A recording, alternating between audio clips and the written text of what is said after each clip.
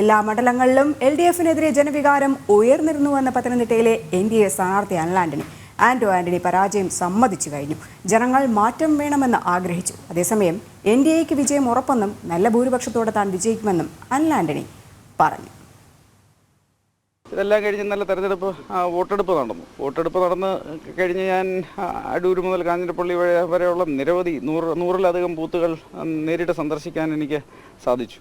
നല്ല ട്രെൻഡെല്ലാം കാണുന്നത് ഞാൻ നല്ല ഭൂരിപക്ഷത്തോടെ വിജയിക്കുമെന്ന് തന്നെയാണ്. പിന്നെ ഈ മണ്ഡലത്തിലെ MPക്കെതിരെ അതിനേക്കാൾ വലിയ ജനവികാരമുണ്ട്. അപ്പോൾ ഇവർക്ക് രണ്ടുപേർക്കുമെതിരെ ജനവികാരവും പിന്നെ ഞാനൊരു പുതിയ സ്ഥാനാർത്ഥിയായിട്ട് ഇവിടെ വന്നു. ഇവിടെ ജനങ്ങൾക്ക് വലിയ പ്രതീക്ഷയുണ്ട്. ഇവിടെ വികസനം നടക്കണം, അതുപോലെ ജനങ്ങൾക്ക് അവസരങ്ങൾ വേണം, യുവാക്കൾക്ക് തൊഴിലവസരങ്ങൾ വേണം, കർഷക സമൂഹത്തിന് കൂടുതൽ വേതനം വേണം. ഇപ്പം ഒരുപാട് നഴ്സിംഗ് അസോസിയേഷനുമൊക്കെ ആയിട്ട് സംസാരിച്ചപ്പോൾ ഒരുപാട് നഴ്സിംഗ് 40,000-ത്തിലധികം നഴ്സിംഗ് സ്റ്റാഫുള്ളൊരു സ്ഥലമാണ്. അവർക്ക് തുല്യ വേതനം, അങ്ങനെ എല്ലാവർക്കും ഒരു ആവശ്യങ്ങളുണ്ട്. അതെല്ലാം ഇന്ന് നരേന്ദ്രമോദിജി നയിക്കുന്ന കേന്ദ്ര സർക്കാരിന് മാത്രമേ അത് ചെയ്യാൻ സാധിക്കത്തുള്ളൂ എന്നുള്ള വിശ്വാസവും ജനങ്ങൾക്കിന്നുണ്ട്.